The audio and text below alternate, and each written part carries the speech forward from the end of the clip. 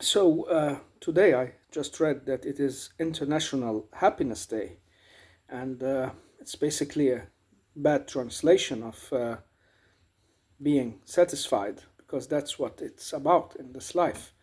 It's about being satisfied all the time. And to be that, you have to be in total equilibrium, total balance. And to be in total balance, you have not to get out of that balance. And so every time you want to achieve something new, you get out of this balance, and then your satisfaction may be disturbed, and then you will strive for new goals, and the happiness steps out of balance. Every time you lose something could be a potential way of getting you out of this happiness. um, One can say that it's about being happy all the time, and happy all the time is associated with not uh, really taking life too serious. In Eastern philosophy and religion, it's about being empty. Everything is empty, and everything you achieve loses its weight and meaning. And so people who suddenly got a lot of things loses the happiness in these things, and it stops being interesting, and they seek new thing and they get bored. And people not having anything can be striving to get these things, and they can live unhappily. And so happiness in that way is being satisfied all the time. I don't know if any can be that, but personally, I haven't been able to be happy all the time, and many people as well have had times where we are unhappy or missing, lacking something that bring us back to that happy state of acceptance and a state of equilibrium where everything is satisfactory, no matter what it is, how it is, and what we feel about it. So these flowers given to me by uh, a neighbor um, can symbolize these beautiful states of achieving some friendship, and people who think of you and maybe appreciate something they want to show you by these flowers. And that brings a kind of satisfaction. That satisfaction is the gate to happiness. So it's also based on our needs, and the needs of the humans is can differ from time to time. And sometimes you find some people very, very happy and satisfied, even though they have almost nothing. Many stories have been told, and many people have seen um, in different cultures and places, people in poverty or lacking most of the means of the rich people and the people who talk a lot about achieving happiness through material goals. Um, they are having the happiness and living it, while those who are striving after it actually hasn't got it. And so that's why they say it's what you experience while you are striving to get it. So happiness is the state you are in, state of satisfaction you always put yourself in while you are striving to reach some goals or some new places. And so when you get totally out of balance of something you really wanted to achieve, or had the hope in getting, or maybe need to be in because you've sacrificed or offered so much, like in a love story where you've been chasing the girl and the woman and giving a lot to achieve it, and then you lose it, or she turns away. That can bring you in a state of dissatisfaction and unhappiness that can be very, very hurting. So I don't know what it's all about, this International Happy Day, but well, happy, happy International Day. It's just a way that fits in this kind of maybe reminding ourselves of what it means, but do we really try to live it in the way we need to?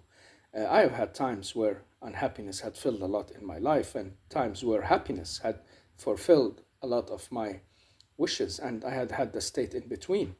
And so I keep getting back to that state of satisfaction, whatever you have or lack, whatever you get or give or take, whatever is given to you or taken from you, is something that can affect you. And if it affects you, you lose that happiness and that state of happiness. But if you keep in the same state of mind as much as you can, don't get affected by anything, um, that can bring you in a state of satisfaction all the time. And that's not easy for humans because we get affected and we have emotions. So to try and rise to that level where nothing in this life can have an effect on you or change your state of mind, that's something you have to be blessed to be born with, or you have to learn it along the way. And you can learn it through different traditions, also religions and spiritual ways, because it's a way to say, get it out of your mind and your heart and put it in your hands and in front of your eyes, and remember the state of how you were born and how you're going to live. Life and death can change your view on the things in between. And the acceptance and satisfaction that really brings happiness is the connection with something bigger and stronger than you, and something that can give you that satisfaction later. It's just like thinking of it as a postponed pleasure that's not happening now. Because the greatest unhappiness we can have in this life is when we have lost that potential and that meaning, that belief that there is something beyond this life. Everything we have lost can be gained back, and everything we have suffered can become a compensation. Who is going to do that if we do not believe in a higher force and a source of love and giftedness to us? And we only want to look at the materials and who got to and who hasn't. So most of us will definitely be unhappy because we will look at those who have much more and have much easier lives and have everything in front of them, given them house and family and a lot of money and a lot of places to go and the ability to reach out when they need something. They should, per definition, in this material way, be more happy. But if you can learn the idea of, and it's the idea of belief, you have to believe it. If you don't believe it, you won't get it. The belief that it doesn't really matter, and that if you also believe there is a compensation elsewhere, or that this is not the end of it, it can come back either in this life or in another, then your satisfaction will stay as it is. And that's the idea of saying the world is empty, and just go through it without really wanting it is the greatest goal that some people go to the top of the mountains to try and get back home and get back with, and they reach it. And some people really change their life and get it out of their life, get everything in this world out of their views, and they say, well, whatever happens can happen. I am what I am, how I am, and I'm gonna face it. This is the negative side of satisfaction. The positive side is having that belief that there is something beyond it, and maybe things are being given to some and taken from some in this life in some way or another. But the belief in what you call an afterlife, or a God of love who will meet you and who will compensate you, can really give you and bring you a big piece of satisfaction in your heart that you won't feel otherwise. And if you don't believe it, well, you can't get it. You have to take that leap of faith into that kind of happiness.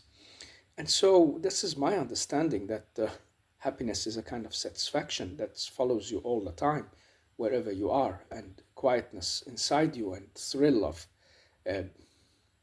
being in where you are, and knowing that a loving God is looking at you and following you, and will be there for you and give you compensation for whatever you have lost and what trouble you've met and what things you've got into, because we are losing all the time, and we are brought out of this balance most of the time. This is common sense for everyone, but how we deal with it is what brings us happiness or takes the happiness away from us. And we know many stories of people who are very rich and have everything, and they just still feel unhappy. The equilibrium is missing and they cannot find it, and they reach out to the east and to the west, and they try a lot of things to bring this happiness home, but it's not possible. And so they go on a spree of shopping or partying or drunkenness or whatever they do, because they have lost the way to that equilibrium. While it could be just easy looking into themselves and saying, well, it's about accepting what I am, the way I am, and how I am, and trying to give back to life. This is also part of happiness. I have felt it, and others have felt it too, when you give and when you strive to be there for others. And you just feel such an inner satisfaction in it that you cannot get by the riches you have.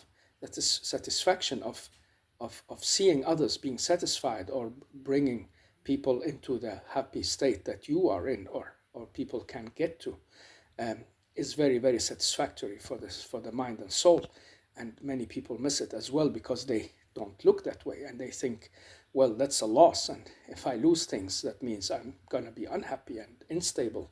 But the equilibrium is exactly where you don't think you can find it, and where you think it's not there. And that's why it's hidden. It's a kind of secret belief, and it's lost. And that's why modern times have greater trouble with exactly this issue of happiness and unhappiness and unsatisfaction, and trouble with the psyche. And I'm not saying I have been living in this happiness all my life, but now I know the difference. I have been living both, and I was in many years just such a happy, satisfied person, because I knew that I have listened to the spiritual words of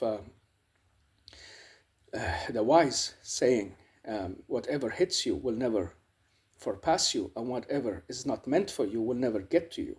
And so you can walk your life quiet and easy, without really being hurt of what you lose, and without being overly joyful for what you got. It's okay to show your thank and your gladness for things, and for celebrations and special people in your life, and being thankful for having them, and they having you, and that the things that makes you satisfied is a beauty and is a gift and a blessing. But if you are at the same time ready to lose it all and to be somewhere else and to live with that, that means you are truly a person in equilibrium who cannot be brought out of that satisfaction. So wherever you are, whatever you're doing, you will have it with you, whether you've got these things or not. And I've also lived the part of life where I also felt unsatisfied and felt myself striving for these goals, and forgot all about that blessing of belief, of the giving and the compensation, the loving God who, if I believe in it, will bring me that inner satisfaction in my heart and soul. And when I lost that, I got in many, many situations where crisis hit me, and where trouble just made me become unstable and unbalanced, and I had to deal with that period of sadness and depression, and a period of getting out of balance, and maybe big frustration as well, and sometimes on the edge of not wanting to be in the life anymore. And so when I brought myself back to that satisfactory state, I really found a lot of joy and easiness, and got back to that deep, deep connection with the source of love, the God of love, who will be there for you and give you compensation. If you believe in him, he will believe in you. If you believe in that God, that source, it will be there for you. And some say it's just the psyche that's talking to you and making you satisfactory, and sending the brainwaves to your feelings so you can feel satisfied. It might be the way it works, but it's not just that alone, because there is something of us reaching deeper and greater outside us. Anyway, the effects are there, whatever you think. The problem is you won't get it if you don't believe in it. If you just think it's brainwaves and cheating your psyche into satisfaction, that won't work. You have to truly believe everything is empty, and that nothing has the value that you can get from that loving source of light, that loving God, and that this God will never abandon you, and is is there. There is a reason for why things comes and go, and why we go through it. But just understand that, and you will get that satisfaction. Many people also lose the satisfaction because they at one point realize that many others doesn't have it, and many people are suffering from illness, from cancer, loss of friends and family, loss of abilities and all that, and so they feel guilty. Why did they survive the crash? Why did they have what others and neighbors didn't get? And how do they deal with it? And so many go egoistic and cold-hearted and be becoming cynical, and that takes away the happiness, even though they have got everything. I've also seen people who are very charitable, and and I believe from their own mouth and stories that their happiness is greater than before they did something good in the world. So doing something good in life is also a big source of happiness that you should really attend to. And people who are very selfish and what do you say? Even though they are wealthy or not wealthy, they do not give away. They are greedy, and they are, like, in many ways just holding on to things, afraid of sharing or giving, even though they have plenty. They lose a lot of that happiness and in their psyche. Maybe they live a satisfactory life, but they're not really feeling that kind of happiness that and joy that others are. This is my claim. This is my view. I'm not saying this is a scientific fact, but I think if we looked really deep into the life of people, and so who has had the highest satisfactory rates and who hasn't, we will be able to check that out even more. But let's say this claim can have some kind of intuitive proof. It's like when we meet people and we see them, we hear them talk, and our friends and family, we get these clear pictures, even though science really haven't digged into it in the same way as before. So it's a kind of stoic situation. That's why when many people are asked, are you satisfied and happy with your life, and what makes you happy in your life? And you find the answer goes back to these people saying that I accept it as it is. So it's the acceptance of life and what you got. And you will be even more happy if you accept and believe that even though you accept your life, the God of love wants to give you more, wants to compensate you, and doesn't want to leave you. It's just a temporary state you are in. And so that's why the happiness will flow with you all the time. Just don't get too attached to things and people and even yourself without like losing sight of enjoying things you have and your own self, and enjoying the people you know and you cherish. Enjoying that can bring you happiness and gladness and joy, but getting attached to it, afraid of losing it, and fighting not to miss it, makes you cynical and changes your heart and mind, and you become in a state of fear, and that brings you out of that balance and equilibrium that actually is the basis of satisfaction and happiness. So most people have to look back into the times they have been happy and the times they haven't, and see the difference and why they happened, and what is it in the psyche. You are the one and same person. I was the one and same person who went through crisis and came out with big satisfaction, and at other times went through new crisis, but I was shaken and I was really disturbed about it. So why? What happened? It's my belief, and it's my focus and my goals that had changed. And so when they changed back and changed even deeper back on this the path of the spirit and the path of believing in the loving God and cherishing that note that everything that happens has a kind of a reason. I have to go through it, and I do not owe anything, and nothing belongs to me. I am here and I have to get through, and I will be happy for what I got, but do I lose it? I will be sad, but I won't be unsatisfied. I will just go on as much as I can. God, I hope I can do it. I'm not sure. It's not easy at all, and it's a challenging thing for humans. If you got struck by sickness or the loss of somebody you like, or your stuff that you're attached to, what happens? In a moment or two, you will be sad and you will feel unsatisfied and totally out of yourself, and you blame yourself or others for what happened, and you maybe lash out or get angry or cry or get depressed. And then you have to get back and find that equilibrium, saying, well, happened has happened. I can't go back. I can't change it. But the hope of in a compensation and the understanding that it's okay will fill you with a greater joy and peace than you have known before. And understanding maybe that things were given and now they are taken is a way to live your life. So, in this day of happiness, I was just intrigued to say something because I just saw it in a news flash about the day of happiness, and got these thoughts, and I don't know, just wanted to talk to these flowers, and I have a net of garlic behind it on purpose, so it can give a little contrast. So happiness can be in the flowers, or in that net of garlic, or in that incense you can let out in the room. I hope and wish we all could be in that state of gladness and happiness, because that would be our joy and kind of paradise on earth.